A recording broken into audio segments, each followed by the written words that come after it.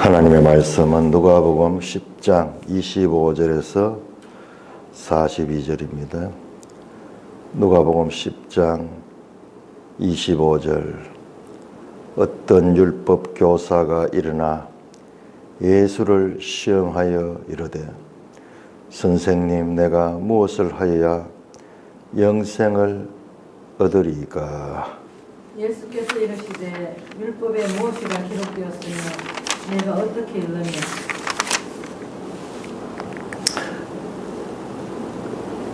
대답하여 이르되 내 마음을 다하며 목숨을 다하여 힘을 다하며 뜻을 다하여 주 너의 하나님을 사랑하고 또한 내 이웃을 내 자신같이 사랑하라 하였나이다. 예수께서 이르시되 내 대답이 옳도다. 이를 행하라. 그러면 살리라 하시니. 그 사람이 자기를 옳게 보이려고 예수께 여짜오되 그러면 내 이웃이 누구니까? 예수께서 대답하여 이르시되 어떤 사람이 예루살렘에서 여리고로 내려가다가 강도를 만나며 강도들이 그 옷을 벗기고 때려 거의 죽은 것을 버리고 갔더라. 마침 한 제사장이 그 길로 내려가다가 그를 보고 피하여 지나가고 또 이와 같이 한 레위인도 그곳에 이르러 그를 보고 피하여 가되 어떤 사마리아인은 여행하는 중 거기 이르러 그를 보고 불쌍하게 여겨 가까이 가서 기름과 포도주를 그 상처에 붓고 싸매고 자기 짐승에 태워 주막으로 데리고 가서 돌보아 주니라. 그 이튿날 그가 주막 주인에게 데나리온 2를 내어주며 이르되 이 사람을 돌보아 주라. 비용이 더 들면 내가 돌아올 때에 갚으리라 하였으니. 내 생각에는 이 세 사람 중에 누가 강도 만난 자의 이웃이 되겠느냐? 이르되 자비를 베푼 자 니이다. 예수께서 이르시되 가서 너도 이와 같이 하라 하시니라. 그들이 길 갈 때에 예수께서 한 마을에 들어가시며 마르다라 이름하는 한 여자가 자기 집으로 영접하더라.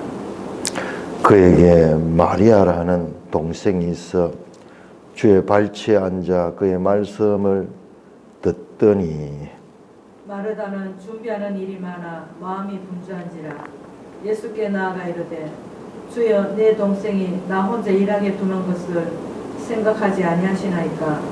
그를 명하사 나를 도와주라 하소서.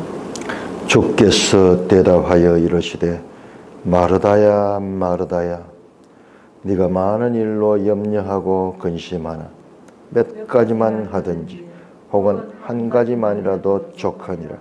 마리아는 이 좋은 편을 택하였으니 빼앗기지 아니하리라 하시니라. 오 아버지 하나님, 은혜를 감사합니다. 2000년 전에 기록된 이 말씀을 오늘 우리의 말씀으로 깨닫도록 성령 하나님께서 친히 도와주시옵소서. 우리 주 예수 그리스도 이름으로 감사하며 기도드리옵나이다. 아멘. 자, 계속해서 예수님께서 갈릴리를 떠나 예루살렘으로 가는 도중에 일어난 사건이며 계속해서 제자들을 가르치는 제자도에 관한 교훈이 이어지고 있습니다. 일어난 사건들이 옆에 동행하고 있는 제자들에게 하나의 교훈을 주는 그와 같은 말씀입니다. 어떤 율법 교사가 일어나, 우리 지난번 개혁성경에 율법사라고 되어 있는데 율법 교사 같은 말이죠. 예수를 시험하여 이르되, 그 율법 선생이니까는 예수님을 시험했다. 예수님의 마음을 떠보기 위하여 의도를 가지고 예수님을 시험합니다. 자, 우리가 여기서 알아야 될 것은 이제 이 유대인들의 는 우리 지금 가지고 있는 구약 성경 이외에도 많은 이 지혜서들, 유대교의 전통적인 그런 책들이 있습니다. 미시나 뭐 이런 것들도 있고, 그 성경 해석서라고도 볼 수 있는 건데, 성경보다도 성경은 우리가 읽으면은 어떤 경우에는 명확하지 않는 내용들이 많이 있어요. 우리 이해가 짧아가지고. 근데 그걸 풀어가지고 실제적으로 적용할 수 있는 그런 책들이 있는데, 그 책들 가운데 실학석 하는 게 있는데, 거기에는 이웃이 누구냐 그러면 이웃은 죄인들은 제외된다고 말해요. 죄인들은 제외된다. 죄인들은 돕지 말아도 된다 하는 그런 율법적 규정이 있습니다. 어떤 사람은 내 이웃을 네 몸같이 사랑하라 했을 적에 그 이웃이 될 수 있지만, 어떤 사람들은 이웃이 아닐 수 있는 죄인들, 율법을 지키지 않는 자들은 이웃으로 취급하지 아니할 수 있다는 그와 같은 유대교의 전통을 우리의 배경에 두고 본문을 봐야 됩니다. 예수님을 시험했습니다. 선생님, 내가 무엇을 하여야 영생을 얻으리까? 포이오, 행하다. 내가 무엇을 행해야 영생을 얻으리까? 자, 여기서 영생이 나왔죠. 영생. 우리 이 성경에서 구원, 영생 또는 하나님 나라에 들어감, 뭐 이런 것들이 전부 같은 의미를 가지고 있습니다.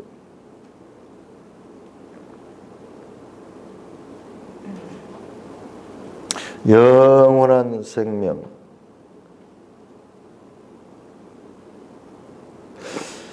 그러니까 유대인들에서는 이 영생에 대한 기본 전제가 있었어요. 영생. 우리가 하나님 말씀을 잘 순종하면은 영생을 얻는다 하는 그런 전제가 있습니다. 우리 복음서에 나오죠. 마태복음 18장입니까? 나오는 부자 청년도 이와 같은 질문이죠. 내가 무엇을 하여 영생을 얻으리까? 율법을 내가 다 지켰습니다. 모세의 법을 지키라 다 지켰습니다. 그렇죠? 무엇을 하여 영생을 얻으리까? 예수께서 이르시되, 그 율법 선생이니까는 율법이 무엇이라고 기록하며 네가 어떻게 했는가? 율법에, 모세의 법에 어떻게 해야 영생을 얻는가에 대한 답이 있는데, 율법에는 거기에 대한 답을 무엇이라고 이야기했냐? 그리고 너는 그 율법을 어떻게 읽느냐? 그런데 이 율법 선생에 대해서 거기에 대한 질문에 답을 딱 해냅니다. 내 마음을 다하여, 목숨을 다하여, 힘을 다하여, 뜻을 다하여 주 너의 하나님을 사랑하고 또 내 이웃을 내 자신과 같이 사랑하라 하였나이다. 율법의 핵심 사상을 이 율법 교사는 알고 있었습니다. 그 많은 율법 내용들 가운데 가장 핵심이고 근본적인 말씀이 무엇이냐? 바로 이 말씀이죠. 예수님께서도 이 말씀을 가지고 율법과 선지자들의 핵심 메시지가 바로 하나님을 사랑하고 내 이웃을 내 자신같이 사랑하라. 마태복음 22장 37절 말씀했잖아요. 그러니까 이 율법 교사가 대단한 사람이에요. 율법의 핵심 사상, 가장 원리적인 사상이 무엇인가? 이게 이 원리에서, 하나님 사랑과 이웃 사랑 원리에서 모든 다른 강론적인 율법들이 지켜진다는 것이죠. 그리고 근본에 대한 답을 가지고 있습니다. 지금 이 말씀은 신명기 6장 신명기 6장의 말씀과 레위기 19장 18절 말씀 이 합쳐져 있어요.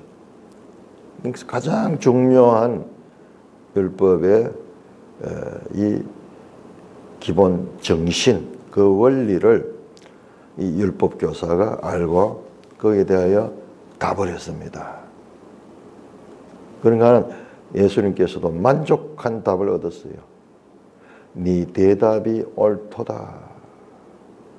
네 대답이 옳도다. 이를 행하라. 그리하면 살리라. 그렇게 말씀했습니다. 그러니까 율법 교사가 그 율법에 대한 그 이해력 그리고 율법에 대한 나름대로의 그 판단을 예수님께서 인정합니다. 네가 옳다. 바르게 알고 있다.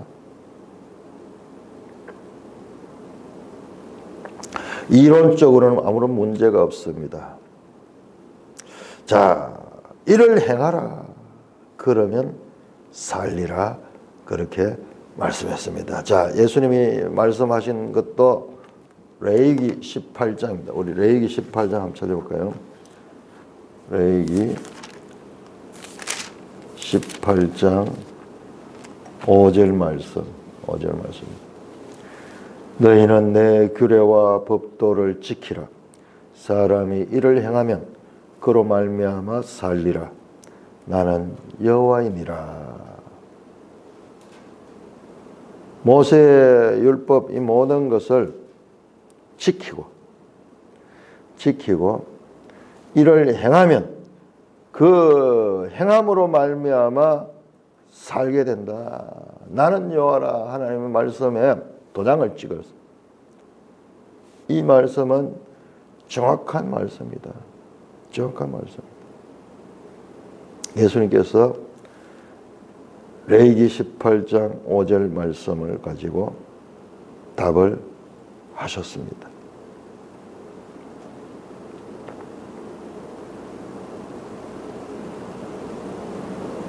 율법을 지키고 행하면 그로 말미암아 산다. 율법으로 말미암아 살 수 있다. 믿음으로 말미암아 산다와 이 대조되죠. 율법으로 말미암아 살리라. 율법을 지키고 행하면 문제는 뭐냐 그러면은 율법을 온전히 지키면은 구원을 받습니다. 문제는 이를 행하지 못하는 데 있습니다. 자, 우리 갈라디아 3장 한번 갈라디아서 3장. 자, 우리 이 부분을 명확하게 이해를 해야 되는데 갈라디아 3장 10절 그런데 이와 정반대의 말씀하고 있어요. 갈라디아 사도 바울의 말씀의 핵심이 뭔가? 3장에서 무릇 율법 행위에 속한 자들은 저주 아래 있다. 기록된 바 누구든지 율법책에 기록된 대로 모든 일을 항상 행하지 아니하는 자는 저주 아래 있는 자라 하였음이라.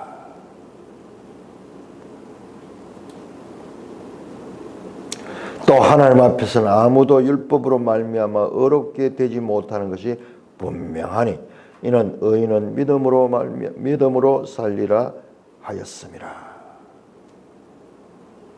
자, 예수님의 말씀은 지금 이 율법 교사에게 지금 정답을 가르쳐 주는 거예요. 그렇다. 네가 그 율법을 다 행하라. 그런데 문제는 그 율법을 사람이 온전히 행할 수 없다는 것입니다. 12절 율법을 행하는 자는 그 가운데 살리라 하였느니라. 이 나오죠. 여기 바로 레위기 지금 예수님이 인용하신 이 말씀입니다. 이 말씀입니다. 그러니까 우리가 지금 정확하게 이해를 해야 돼요. 이걸 우리가 대충 넘어가 버리니까는 지금 잘 모르는 거예요. 내가 진도가 문제가 아니고 지금 한 절 한 절의 바른 뜻을 이해를 못 해버리면은 우리가 이게 다 아는 이야기, 다 아는 이야기. 자, 예수님 말씀을 그대로 지금 사도 바울이 갈라디아 3장 12절에서 말씀합니다. 율법을 행하는 자는 그 가운데 살리라 하였다. 문제는 11절에 아무도 율법으로 말미암아 어렵게 되지 못하는 것이 문제라는 거예요. 아무도 율법을 온전히 지킬 수 없다는 것입니다. 자, 23절 한번 볼까요? 갈라디아서. 그 갈라디아 3장이 참 중요해요.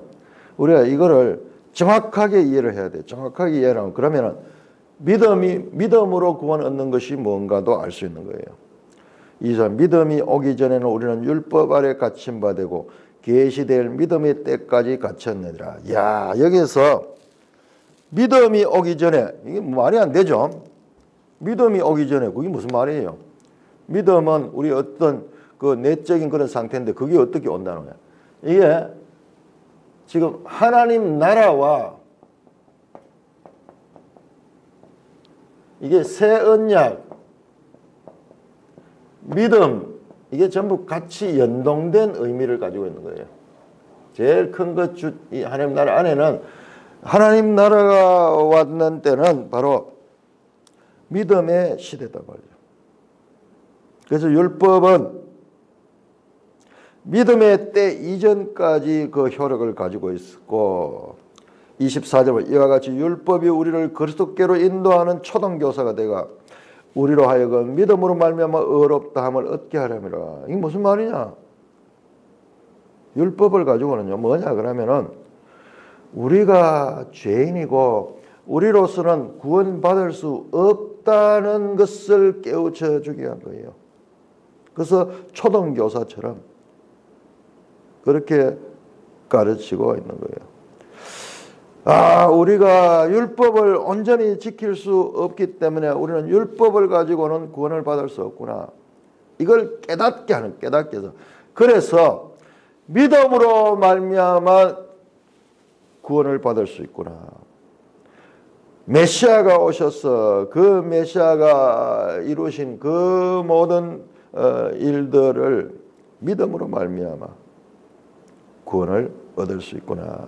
그래서 율법의 기능이 뭐냐? 그러면 율법의 기능은 구원받게 하는 것이 아니라 우리를 율법의 한계를 깨닫게 하고 우리 힘으로는 할 수 없으니까 오직 그리스도께서 우리를 구원할 수 있고 하나님의 은혜로만 우리가 구원을 받을 수 있다는 것을 깨닫게 하는 그와 같은 의미를 가지고 있다는 것입니다. 19절 보세요. 율법이 뭐냐? 율법의 정의가 나옵니다. 율법. 범법함으로 더하여진 것이라. 천사를 위하여 중보자의 손으로 베푸신 것이 약속하신 자손이 오기까지 있을 것이라. 21절 하나님은 그러면 율법이 하나님의 약속들과 반대되는 것이냐? 결코 그럴 수 없느니라. 나옵니다. 능히 살게 하는 율법을 주셨더라면 의가 반드시 율법으로 말미암았으리라. 이 율법을 우리가 통하여서 살게 되는 그런 법이 못 되는 거예요. 우리가 율법은 하나님의 약속과 반대되는 거 하나님의 말씀이에요. 그럼에도 불구하고 그 율법을 지킬 수 없다는 데서 그 율법이 우리에게는 저주가 되는 거예요. 왜? 22절 성경이 모든 것을 죄 아래 가로으니 이는 예수 그리스도를 믿음으로 말미암는 약속을 믿는 자에게 주랍니다. 율법으로 말미암아 우리가 무능한 죄인이라는 것을 깨닫게 하는 거예요. 이것이 전제예요. 전제. 구원의 전제. 구원의 전제가 바로 이겁니다. 제자가 안제자가 전제. 그러니까 지금 이 율법 교사의 문제는 자신은 율법을 잘 지키고 있기 때문에 의롭다고 생각하는 거예요. 율법은 우리에게 죄인됨을 깨닫게 해주고 무능함을 깨닫게 해주는 그와 같은 기능과 효능이 있습니다. 그러기 마치 율법을 행하면 산다. 온전히 다 행하면 산다. 문제는 우리가 그 율법을 온전히 행할 수 없다는 데 있다는 것을 사도 바울이 와서 지금 설명하고 해석하는 겁니다. 이 사도 바울이 없으면은 우리가 지금 이 레위기 이 말씀 가지고 그 말씀만 딱 붙들어 보면은 율법을 지키면서 할 수 있다. 문제는 그 율법을 우리가 온전히 지킬 수 없는 것인데 그러면 온전히 지킬 수 없는 율법을 하나님 왜 주셨냐? 하나님이 헷갈리잖아요. 우리가 성경에서 그런 부분 많잖아요. 하나님이 왜 생명 선악과 나무를 만들어 가지고 사람으로부터 함정에 빠질 수 있는 가능성을 하나님이 허락해 주셨는가? 계속 그런 부분에서 우리가 풀어지지 않잖아요. 지금 마찬가지요.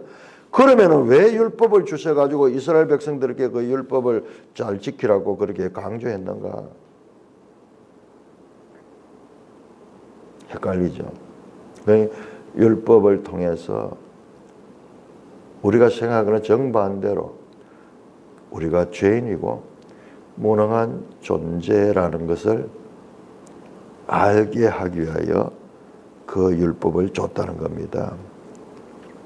그러니까는 이게 바울의 이 성경 해석의 가장 중요한 부분이에요. 이게 우리 이 부분에서 우리가 늘 헷갈리는 거예요. 율법의 용도가 있다. 온전히 율법을 행할 수 없다는 것을 깨달을 때 바로 내가 그 법을 지키지 못하면 법을 지키지 못한 자가 죄인이잖아요. 법에서 벗어났잖아요. 그러니까는 율법이 뭐냐 하면 우리 저주 아래에 있다 하는 말이 그 말이에요. 율법에 의해서 우리는 죄인임이 드러나고 그 죄인은 저주를 받아야 되는 거예요. 복을 받는 것이 아니라 심판을 받는 것입니다.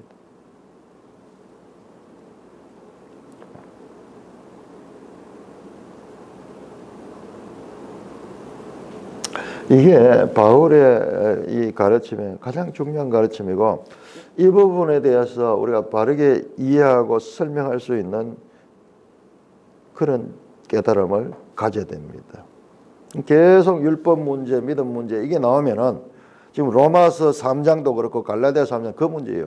여기에서 마틴 루터가 깨달음을 가지는 거예요. 그거는 율법으로 얻는 것이 아니구나. 믿음으로 얻는 거구나. 하나님의 은혜로 얻는 거구나. 이게 깨달아지는데 1000년 이상이 걸려요. 1000년 이상. 교회가 이것을 제대로 깨닫고 그것을 교리화시킨 것이 1000년 이상이 걸렸으니까는 우리가 이 부분에 대해서 우리가 좀 어리벙벙한 것도 이해는 되지만은 그러나 지금은 우리가 명확하게 알아야 돼요. 지금 이 율법 교사와 예수님 말씀도 지금 그것을 이해하지 못하면은 우리가 이 말씀도 겉도는 거예요. 겉도는 거.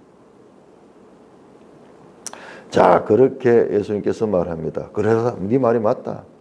온전하게 네가 이를 다 행해라. 그러면 산다.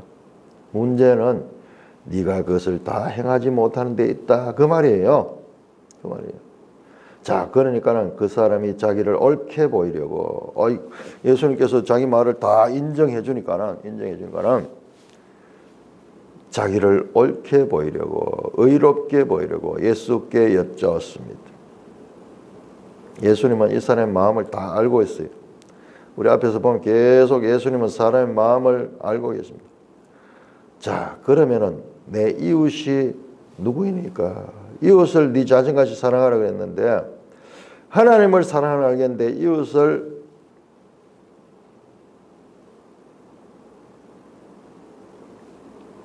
사랑하는 것이 무엇이냐? 내 이웃이 누구냐? 이웃에 대한 정의를 가르쳐 달라는 거예요. 말씀드렸죠. 앞에서 이 유대교의 GS에서는 죄인들은 이웃에 포함되지 않는다는 전제를 가지고 죄인들은 이웃이 아니다. 자, 그러니까 예수님께서 그 사람에게 말씀합니다. 한 가지 비유를 말씀합니다. 사실적인 비유를 하십니다. 어떤 사람이 예루살렘에서 여리고로 내려가다가 강도를 만나매 강도들이 그 옷을 벗겨 때려 거의 죽은 것을 버리고 갔더라. 자, 내려간다 나오죠. 예루살렘에서 여리고로 내려간다. 우리 봤잖아요. 지형을 보면은 예루살렘은 산이고 여리고는 이 요단강과 거의 이 같은 지표를 가지고 있어요. 그러니까 산에서 내려가는 거죠. 내려가는 거죠. 그런데 거기에 강도들이 실제로 많았대요. 여기 강도들. 그래서 가장 그 당시로 보면 현실적인 지금 비유를 말씀하는 겁니다. 그 강도가 옷을 벗기고 때려 거의 죽은 것을 버리고 갔더라. 그 당시에는 옷도 귀한 재산이기 때문에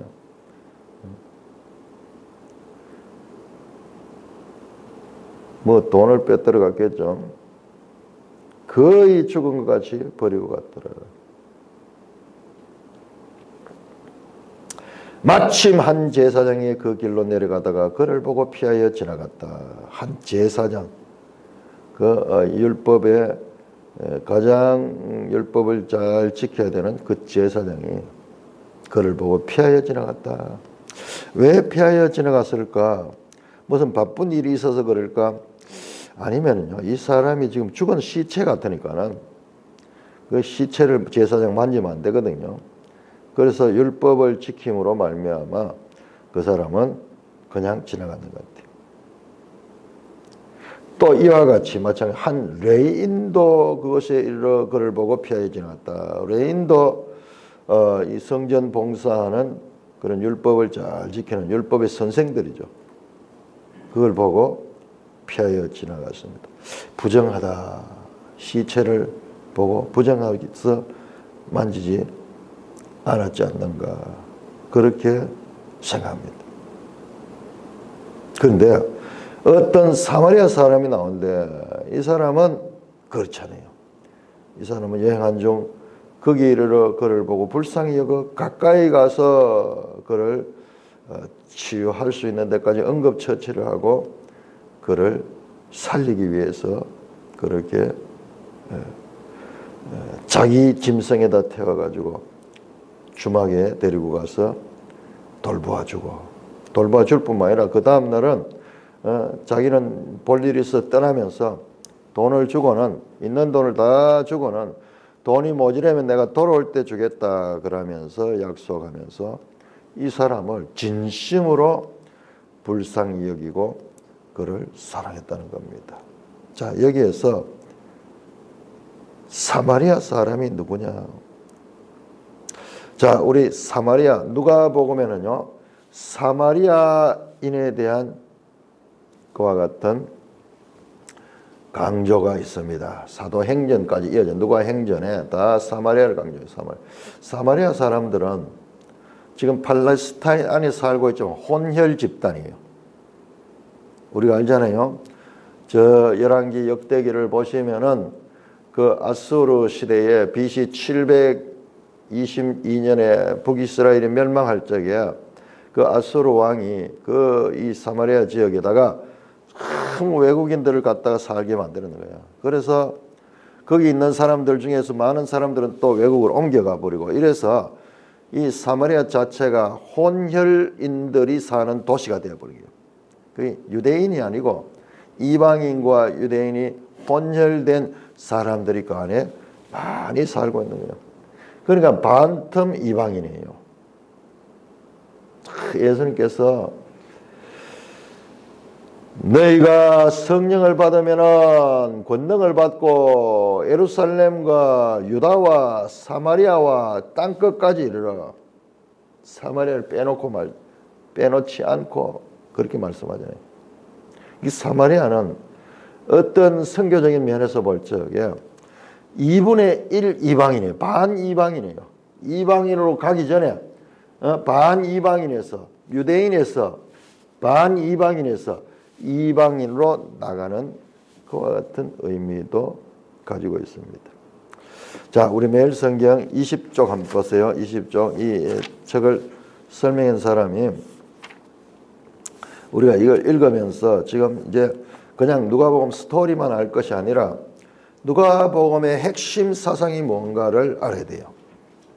지금 이 앞에 나오는 이 설명들은 누가복음을 핵심 사상이 뭔가를 연구하고 정리한 거예요. 자, 20쪽 보시면은 20쪽. 제일 위에 쪽은 사마리아의 마을로 들어간다. 그 사마리아에서 이미 쫓겨났죠. 사마리아 사람들이 배척을 받았죠. 그런데 둘, 넷, 여섯, 여덟째 줄 위에서 여덟. 이 사건은 사마리아인들에 대해 관용을 품을 것을 암시한다. 제자들이 사마리아인들이 예수님을 배척하니까는 불을 내려가지고 벼락을 내려가 저놈들을 죽게 할까요? 그럴 때 예수님께서 제자들을 오히려 꾸짖으면서 다른 길로 우회를 하죠. 자, 그 다음에 율법 교사를 만납니다. 그 후에서는 지금 오늘 봤던 이 본문이에요. 자, 거기서 좀 더 내려오시면은 여기서 유대인 이웃은 사마리아인임을 암시한다. 유대인의 이웃은 사마리아인임이 암시되고, 뒤에도 계속 나병 환자 10명 가운데 사마리아 출신 나병 환자만 돌아오는 내용이 나옵니다. 그러니까는 지금 누가복음에서 지금 누가는 사마리아인에 대해서 지금까지 유대인들이 가지고 있는 고정관념을 완전히 뒤집어 엎는 엄청난 일을 하고 있는 것입니다. 우리 지금 관점하고는 전혀 다릅니다. 수백 년 이어져 오던 사마리아인들에 대한 유대인들의 편견을 완전히 뒤집어 엎으면서 오히려 유대인들보다도 더 훌륭한 그와 같은 사마리아인이라는 그와 같은 예수님의 그 생각을 드러내고 있는 거예요. 우리 앞에서 나왔죠. 앞에서 뭐가 나왔느냐? 이방인들 백부장, 그 이방인 백부장이 이스라엘 중에 이만한 믿음을 보지 못했다. 이스라엘 사람보다 이방인들이 더 가능성이 있다는 것도 우리가 앞에서 봤고, 유대인들보다도 사마리아인들이 더 가능성이 있다는 것도 지금 제시되고 있는 거예요. 그러니까 유대인 선민 사상에 의해서 유대인 중심주의로 깊이 매몰되어 있던 그 당시의 유대인들에게 그 생각에 어마어마한 그와 같은 변화를 지금 이끌어내는, 그들의 고정관념을 무너뜨리는 그와 같은 말씀들이 지금 누가복음에서는 강하게 나타나고 있네요.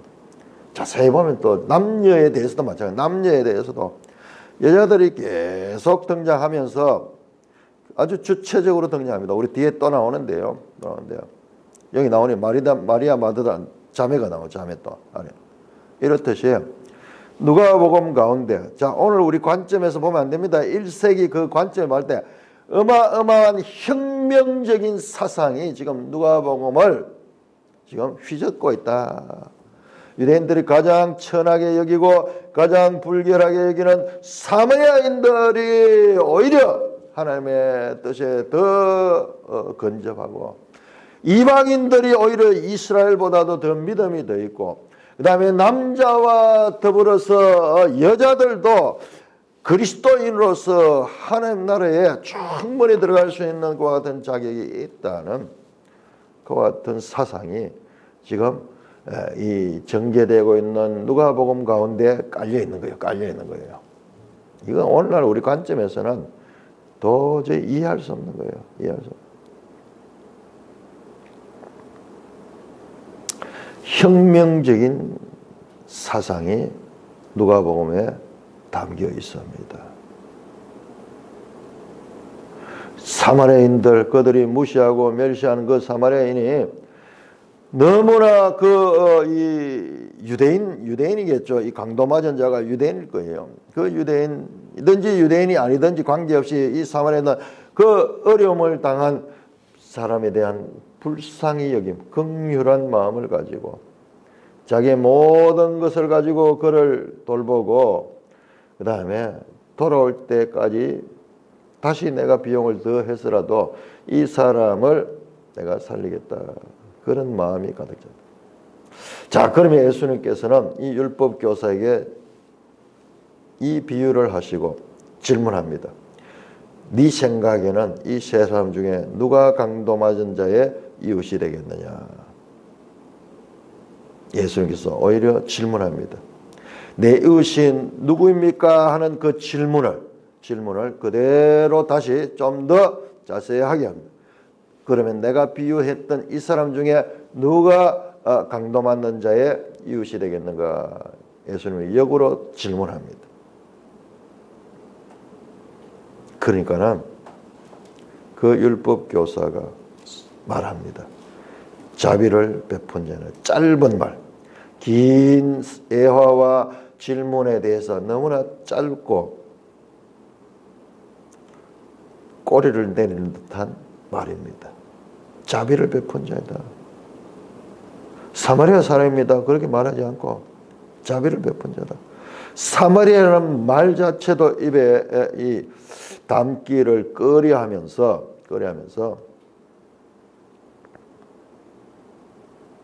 자비를 베푼 자라고 말합니다. 우리가 보통 이 비유를 선한 사마리아인의 비유라 그러는데 선한 사마리아인이라는 언어 자체가 이 당시에는 모순용법. 그건 있을 수 없는 거예요. 선한 사마리아인이라는 것은 있을 수 없는 거예요. 뭐와 같으냐? 뜨거운 얼음.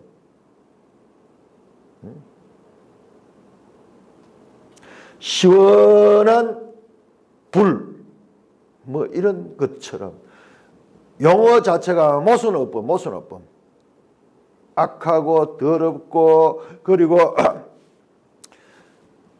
추한 사마리아인은 있지만 선한 사마리아인 자체가 말 자체가 모순어법으로 그들에게 깊이 뿌리 박혔는데 예수님은 정반대로 지금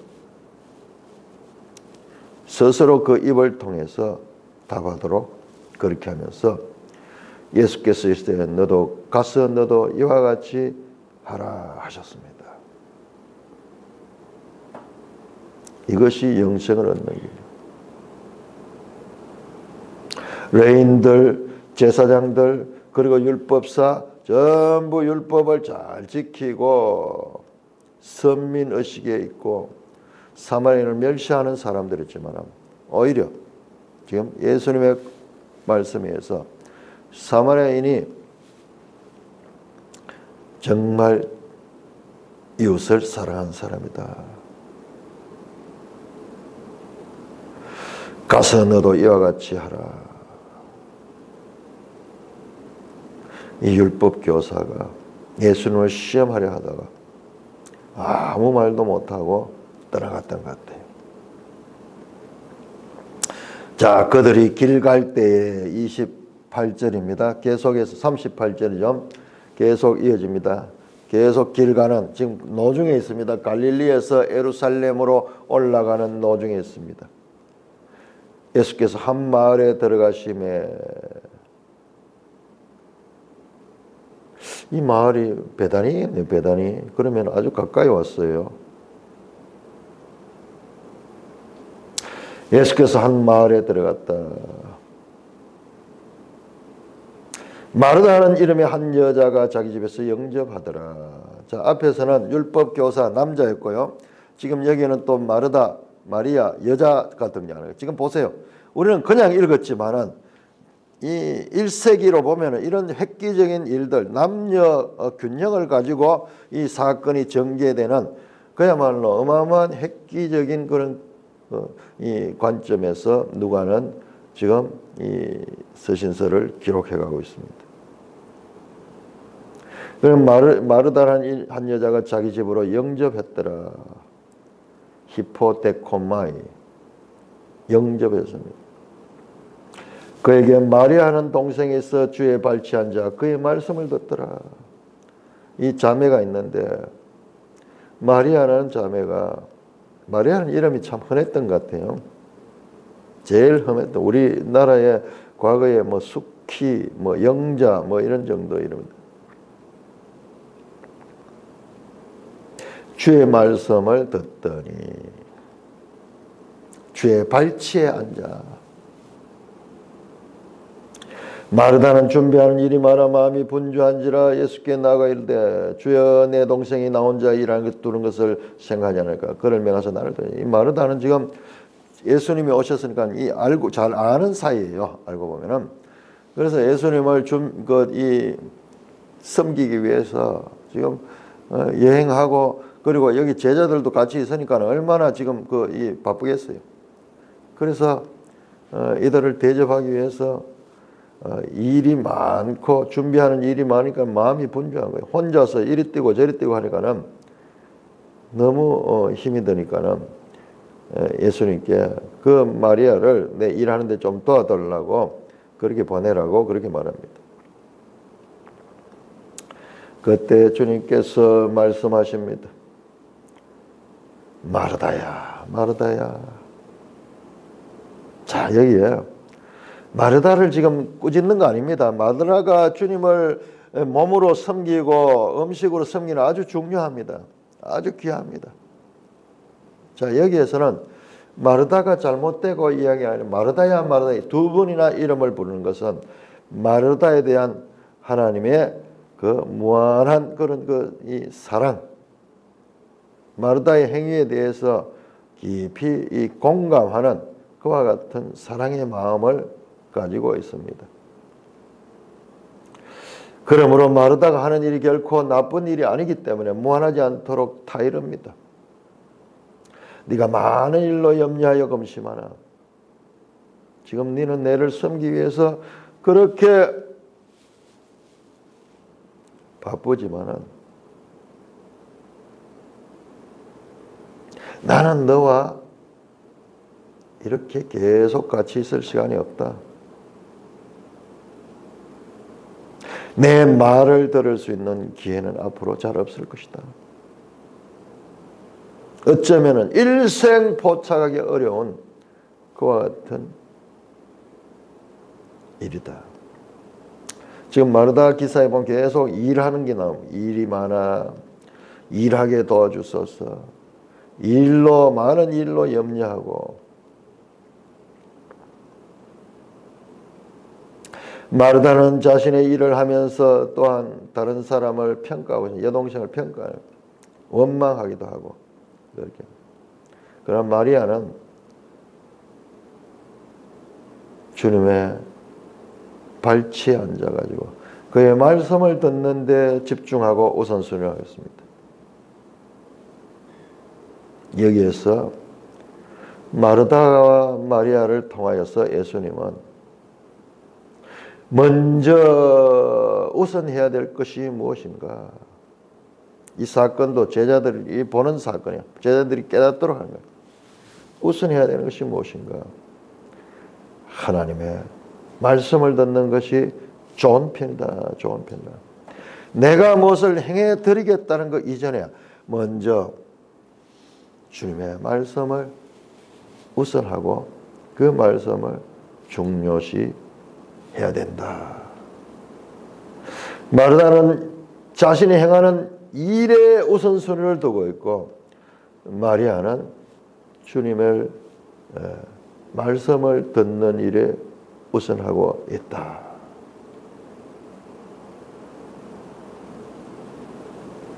마르다는 자신의 생각이 확신을 가지고 이건 저 동생은 나쁜다. 내가 지금 이렇게 바쁜데 그냥 아무 일도 하지 않고 주님의 말씀만 듣는 것은 나쁘다.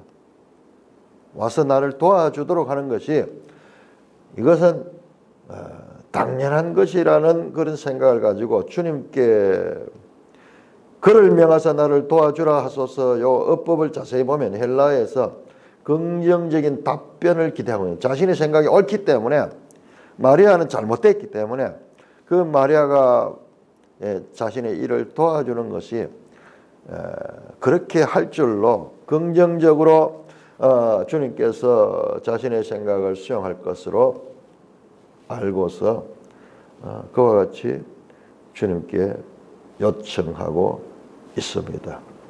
그러나 주님은 분명히 말합니다. 먼저 우선순위에 있어서 내 말을 듣는 것이 우선이다. 빼앗기지 아니하라. 이것은 빼앗길 수 없는 것이고, 그러나 내가 행동을 하는 내 일로 내 행위로 했는 것들은 다 심판 때 의미가 없지만은, 그러나 주님의 말씀 안으로 들어갔던 것은 이것은 영원한 것이다. 그렇게 말씀하고 있는 것입니다. 찬송가 218장